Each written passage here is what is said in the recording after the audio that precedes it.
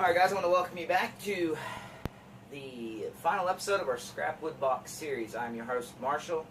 What I'll be doing over this episode is explaining on how to make a mahogany and curly maple sided box. It was an awesome build. I enjoyed it very much. I hope you guys enjoy this episode.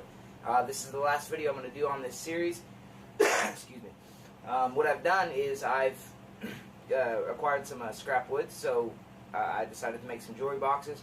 Simple stuff to take materials that you probably would have had use for in other bigger projects and turn them into smaller projects. Something to recoup a little bit of that money. Obviously, it didn't cost me anything. It's scrap woods that was given to me, but at the same time, maybe you've got some scrap woods that you've paid for, some nice woods, smaller pieces, stuff that you really can't use in a larger project, and you don't want to waste it. So once again, I'll give you an idea of the boxes that we are going to build in this series. If you've watched the last couple of episodes, you'll know exactly the boxes we're talking about. In this episode, we're going to build a mahogany and curly maple, so stick around. Alright, just to give you an idea of the boxes that we're making in this series, the box we're going to make today is this one here. Now this is a mahogany. Let me move a couple of these out of the way for you guys. And this actually turned around backwards. Okay, so as you can see, just right off the bat, it's the conventional style. I don't have the set of hinges on it yet, but I will. I need to do a couple more coats of lacquer. But I'll put the hinges on the back when you have a space here so you can lift up the lid. I need to add that to a couple of my other boxes. I haven't done that yet. But what I did, I wanted to do grain match. I wanted the grain to follow with the whole box. So I cut these out of the single piece. This is 4/4 stock. This is 4/4 stock. This one here was 8/4 stock. But I was able to cut it down. And this one back here was devised out of a couple of different pieces. The top here is a piece of curly maple. But the bottom was not. But still, either way, it's still pretty. Maple kind of goes with maple either way.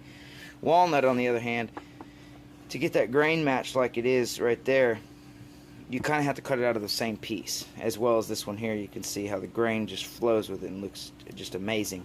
And once again, all the sides of the boxes are made of curly maple.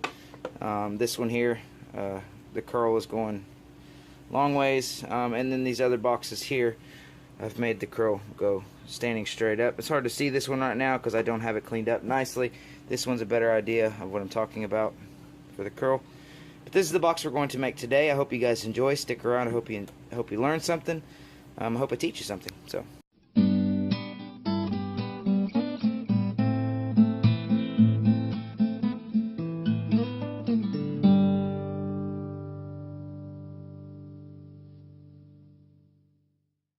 Of curly maple.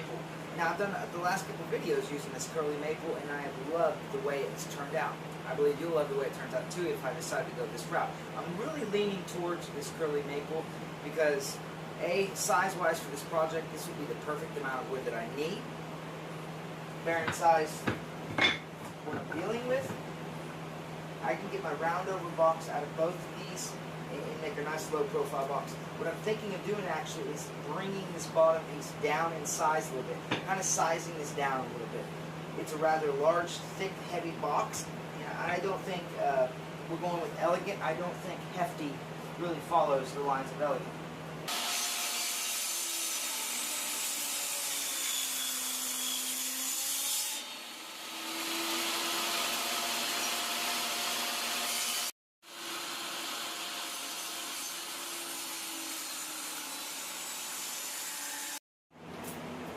Right, so what we've done, we've chucked off about a 1/2 inch sliver. Actually, it's more like 3/8 of an inch.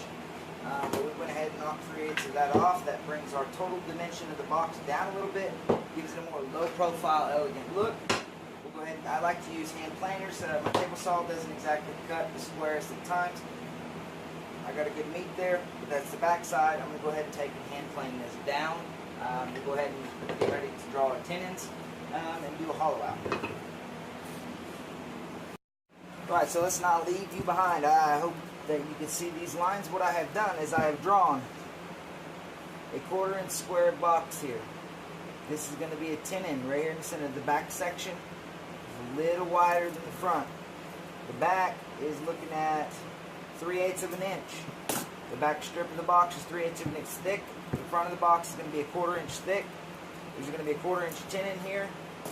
The distance from the bottom is 3/16 from the bottom edge. So you'll go 3/16 up, 3/16 of an inch up, and you'll go ahead and make you a 1/4 inch tenon round, 3/8 from the back side, 1/4 inch from the front side. We're going to hollow form the center out. Right, so what I've done is I know where my 1/4 inch front and my 3/8 back is. I've got lines on the end of it. What I'm doing is I'm lining it up to the edge of the blade. I'm going ahead and making a mark here on the bench or the sled. That way I know when I get to that mark, don't pass that mark. I'm safe on either side.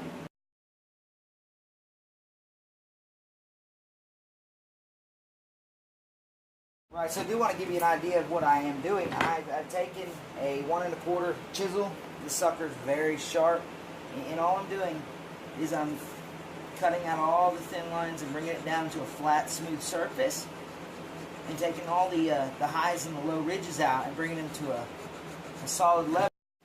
Right, so once again, what I've done is I forgot to push the record button, but that is okay.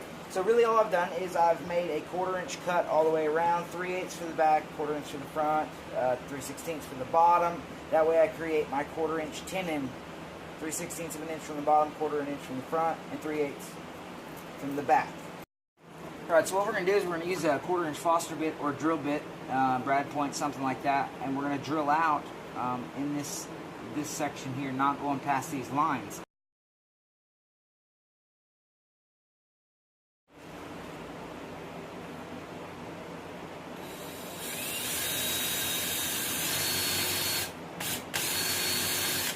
So I'm going about the depth of the head. That should give me pretty close to where...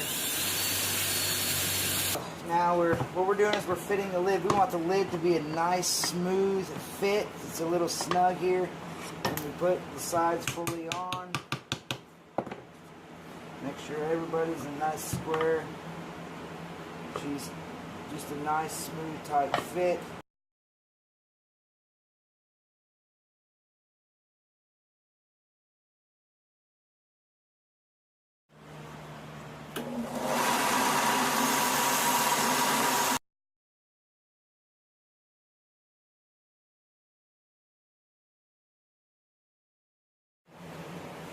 Alright, so we've got our side pieces sanded down and shaped.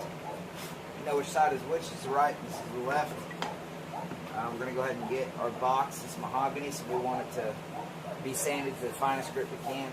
That way it shows its grain real nicely. We're going to go ahead and get this sanded up. We're going to go ahead and get everything fitted. Start oiling. Alright, so as we work on this piece, like we said, mahogany, this stuff can take quite a bit of oil. I love the look of this oil. All I'm doing is I'm rubbing it in. And it's just oil right now. It's not like a varnish finish or anything.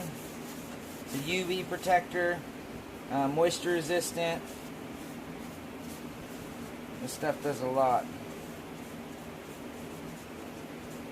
Right, so what I've done is I've taken a round profile file, dead center, and all I'm doing is creating that finger gap. That about does it. So for this jewelry box, I do believe it is finished. I think this is going to conclude my scrap wood series on jewelry boxes made without a bandsaw.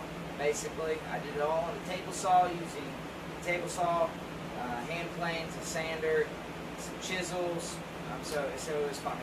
I enjoyed it. I spent most of the week doing these boxes.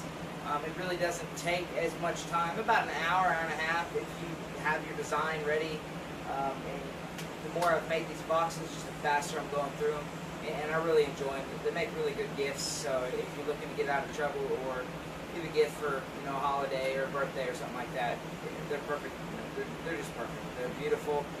It's utilizing woods that, maybe you got to go out and purchase some more woods. That's scrap wood right there that could be used for other projects, but maybe you can recoup some of that money by selling your scrap wood projects to buy more wood, to buy anything. It doesn't really matter.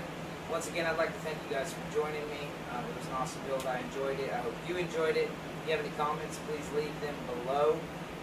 If you like this video, give me a thumbs up. Other than that, thanks guys.